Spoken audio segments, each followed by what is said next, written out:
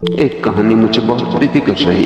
एक सम्राट ने अपने दरबार के सबसे बड़े धनुर्विद को कहा कि अब तुझसे बड़ा धनुर्विद कोई भी नहीं, तू घोषणा कर दे राज्य में, और अगर कोई प्रतिवादी ना उठे तो मैं तुझे राज्य का सबसे बड़ा धनुर्विद घोषित कर दूं। द्वार पर जो द्वारपाल खड़ा था वो हंसा, क्योंकि धनुर्विद ने कहा कि घोषणा का क्या सवाल है, घोषणा कल की जा सकती, कोई धनुर्विद नहीं है जो मेरी प्रतियोगिता में उतर सके। द्वारपाल हंसा तो धनुर्विद को हैरानी हुई। लौटते में उस बूढ़े द्वारपाल से उसने पूछा, तुम हंसे क्यों?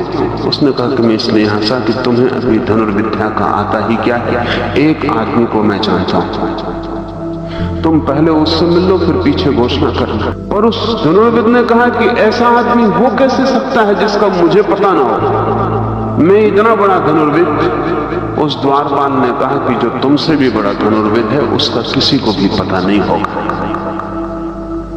ये पता करने और कराने की जो चेष्टा है, ये सब छोटे मन के खेल। तुम रुको, जल्दी मत करना, मुसीबत में पड़ जाओ। मैं उस आदमी का पता तुम्हें दे देता हूं, तुम वहां चले जाओ। वो धनुर्विद उस आदमी का पता लगाते गए। एक जंगल की तलहटी में वो आदमी रहता था। 3 दिन उसके पास रहा, तब उसे पता चला कि अभी तो यात्रा धनुर्विद्या की शुरू भी नहीं हुई। 3 साल उस आदमी के चरणों में बैठकर उसने धनुर्विद्या सीखी, लेकिन तब मन ही मन में उसे डर भी लगने लगा। अब पुराना आश्वासन न रहा कि मुझसे बड़ा धनुर्विद कोई नहीं। ये साधारण सा आदमी लकड़ियां बेचता था गांव में, इतना बड़ा धनुर्विद था और इसके बाबत किसी को खबर भी नहीं।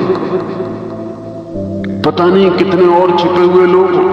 लेकिन 3 वर्ष उसके पास रहते उसका आश्वासन लौट आया। वो आदमी अद्भुत था, उसके हाथ में कोई भी चीज जाके तीर बन जाती थी।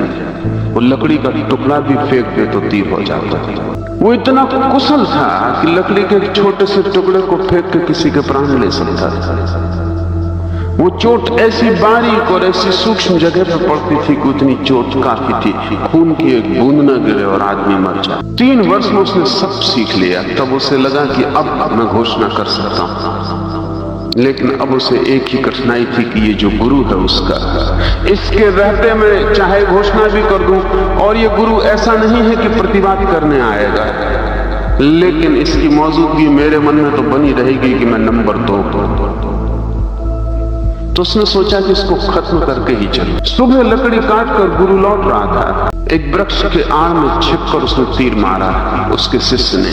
गुरु तो चुपचाप लकड़ियां काट कर लौट रहा था, उसके हाथ में तो कुछ था भी नहीं। तीर उसने आके देखा, उसने लकड़ी के बंडल से एक छोटी सी लकड़ी निकाल के फेंकी। वो लकड़ी का टुकड़ा तीर से टकराया और तीर वापस लौट पड़ा और जाकर शिष्य की छाती में छिप गया। भागा और गुरु आया, उसने तीर निकाला और उसने कहा कि ये एक बात पर तुझे सिखाने से मैंने रोक रखी थी, क्योंकि शिष्य से गुरु को सावधान होना ही चाहिए, क्योंकि अंतिम खतरा उसी से हो सकता है।